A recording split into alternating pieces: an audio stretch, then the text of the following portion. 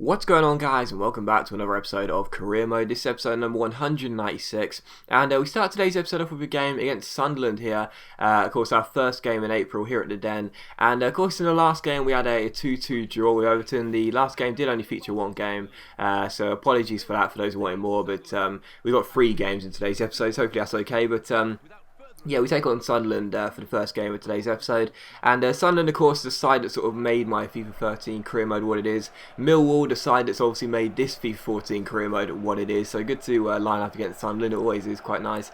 And we take them on here at the Den, and the first chance would fall here in the 10th minute as Triggsy, the man with no legs, wins it back for us as Junior Milana gets on the ball and rolls it to Triggs. Triggs finds Brian Carrasco. Ronaldo chops past Hamill, sees the run of Luke Shaw, our left back, who storms down the left hand side. What a ball in towards Triggs. Great run by him, but unfortunately Casteels makes the save, and it is still scoreless. So almost taking the early lead here, but in the 90th minute, Ermakov wins us the ball. Nice little step over to beat the French holder midfielder here. Rolls the ball forward towards Carrasco. Eventually slide tackles the ball to win it to Danny Ings. Ings plays it in field, but Carrasco, that was a really good chance there, but he went with a skill shot and it didn't work out. So still scoreless. And in the 39th minute, again another good chance for us on the break. Milanda finds Carrasco down the left hand side here. Really good chance. He gets past Hamill, nice little ball roll, and then shoots from a tight angle, but unfortunately Casteels, the Belgian goalkeeper, makes another good save, and it's still 0-0.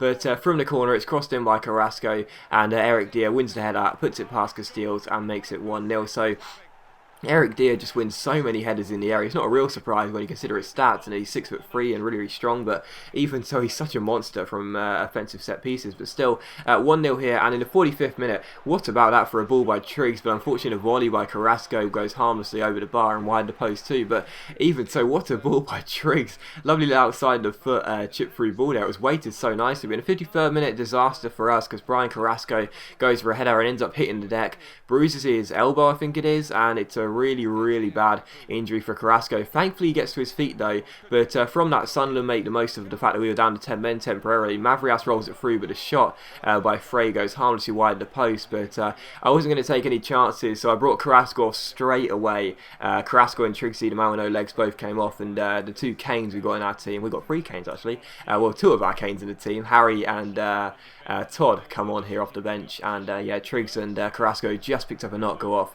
I did not want to risk Carrasco, you know, Kelvin, who's only just coming back from injury, I didn't want to risk having another player get injured, but still 1-0. But in the 77th minute here, Harry Kane off the bench finds Ermakov, the Russian, beats his man here, storms down the centre, really good chance here, but he offloads the ball towards the run of Todd Kane off the bench, who shoots. Unfortunately, it's a good save by Casteels, and Sunderland managed to get the ball away. So still 1-0 as things still. In the 86th minute here, Josh McEachran clears the ball away, only temporarily. Shaw finds Ermakov. Ermakov skips past his man, swings in across. Ings' first shot is well saved by Casteels, and he makes another fantastic stop, but Sunderland failed to clear. Ermakov finds Harry Kane, and Harry Kane off the bench makes it 2-0. So good finish by Harry Kane. He's been a good signing, I have to admit. You know, Dongu, of course, I'm going to miss Dongu, of course, everyone is really, but Harry Kane's still been a very good signing. You know, he scored a lot of goals for us early on in his permanent Millwall career, and that's really nice to see. But in the 90th minute here, as the game was being closed out, Sunderland weren't threatening, and if anyone was going to score a third goal, it was going to be us. Ermakov gets the ball down the left hand side here,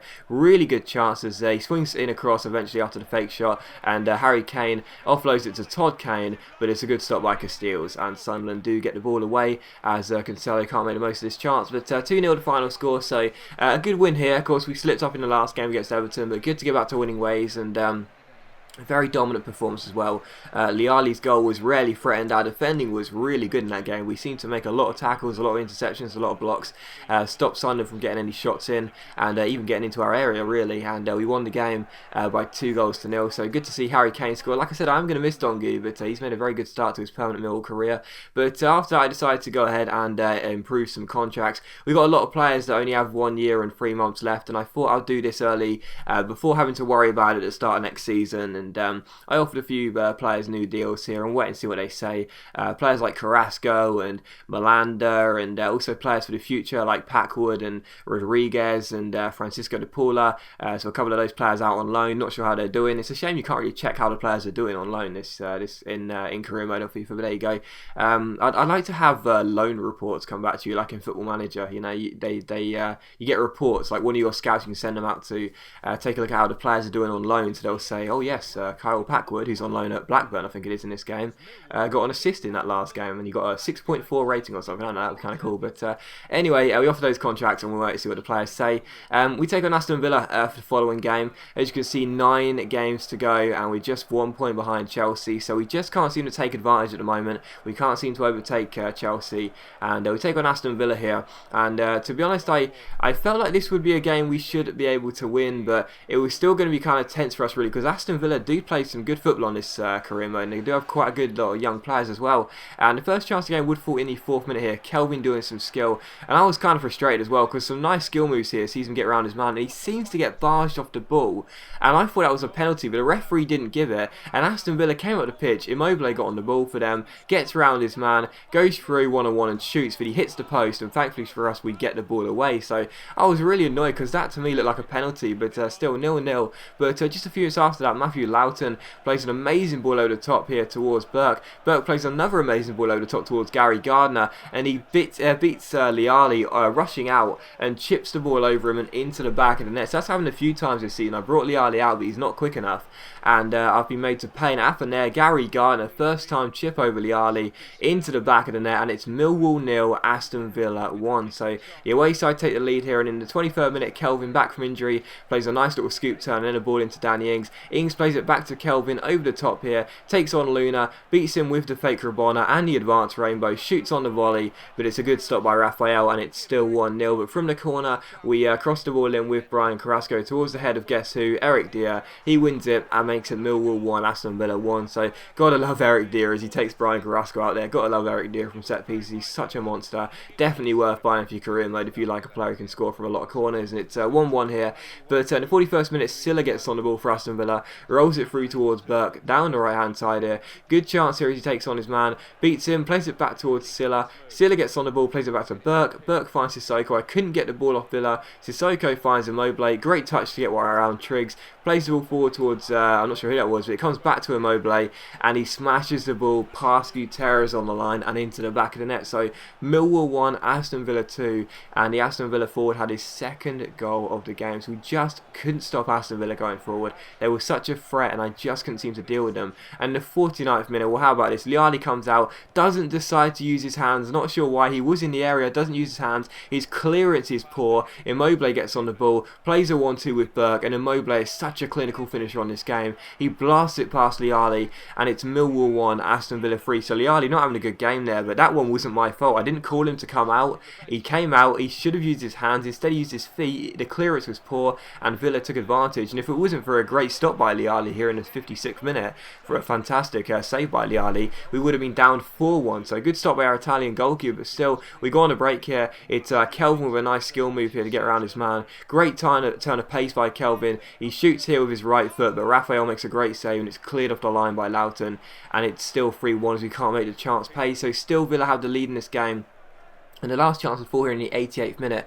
Junior Malanda finds the former Southampton left-back Luke Shaw. He plays the ball into Carrasco. He finds Danny Ings. Ings gets tackled, and Villa go forward here. We win the header. It comes to Junior Malanda. Malanda finds Ermakov. Ermakov turns past his man and finds Danny Ings. Nice ball inside towards Todd Kane, but unfortunately Raphael makes the save, and Carrasco's follow-up save goes straight into the gloves of Raphael. And that was how the game would finish, a 3-1 defeat. So we lose at home for, I'm not sure whether that is the first time this season, but we lose at home regardless. And yeah, Aston Villa get the better of us, and you have to say they were the better team as well. I think we had probably more shots, but they sort of broke into our area more times than we did for them. So yeah, Millwall 1, Aston Villa 3, 2 goals for Immobile, 1 for Gardner. Cannot stop Immobile on this game, and yeah, it's a very, very bad result for us. We should not have lost that game, and unfortunately we did.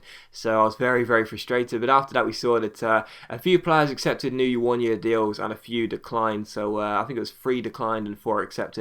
And for those that declined, we'll offer them new contracts at the end of the season. And yeah, I was just so frustrated about that game. I really was, because Liali, yes, the first goal was my fault. I shouldn't have brought him out, but they probably would have scored anyway. But the third goal, I didn't even press triangle. He just came out naturally, and the clearance, like, he should have used his hands. He was in his area, and you know, he used his feet, and of course he got nowhere near a good enough clearance. And I was frustrated by that. But still, we take on Southampton for the third and final game of today's episode. So we're slipping up against Chelsea. penalty, unfortunately, and they look to extend their lead at the top. But we take on Southampton here in midweek, and I did rest the entire side. I felt like a change was needed after that loss to Aston Villa. Only Ermakov of our regular first 11 stayed out there. We took on Southampton, and we also had an FA Cup semi-final on the weekend to prepare for, so I thought I'd rest the players as well. Killed two birds with one stone there, rest the players and change the team. And yeah, the first chance of the game would fall in the 15th minute here, and it would prove to be a goal as well. The goalkeeper spilled across, and it falls to Michael Ngoo just a couple of yards out with an open goal, and he's not going to miss it. So Ngoo makes it Southampton 0, Millwall 1, and the 45th minute Lee Catamol gets on the ball, chips it forward towards the Russian Ermakov. Ermakov takes the ball around for Bricio here, gets past Chambers. I thought the referee was going to give a penalty, but he didn't. But unfortunately for us, Harry Kane got to the rebound, but his finesse shot ends up hitting the pace. So still Southampton 0, Millwall 1. And in the 48th minute, Callum Chambers rolls the ball forward towards his man here. Good chance for Southampton here, and as the ball gets played forward towards Kim, he beats Kevin Bartley and shoots, but the shot goes just wide of the post. So still Southampton 0, Millwall 1. And 9 minutes later we have a corner. It's crossed in towards, not sure who it was, but the header was well saved by the goalkeeper, and it's still 1-0. And we're doing quite well to try and extend our lead. We just couldn't find the goal. And with just over 20 minutes to go, James Ward-Prowse collects the ball for Southampton and rolls it through towards the Uruguayan Gaston Ramirez. It's played through towards Carrillo here. A really good chance here. He goes through 1-on-1. Bartley makes a great tackle, but unfortunately gets to the rebound. And we had to rely on Alex McCarthy to make a good stop at his near post to keep the score at Southampton 0, Millwall 1. So McCarthy possibly playing for a position after Liali's poor performance in the last game. Possibly playing for a position in the FA Cup semi-final. Who knows? But we won the game by 1-0, and I was very, very pleased to get back to winning ways. But as always, guys, a big thank you for watching the video. I really hope you have enjoyed it. If you have enjoyed the video, please leave a like, that's much appreciated. It really does help my channel out, and I'll see you for the next episode of Career Mode very soon. And until next time, I've been Jeff.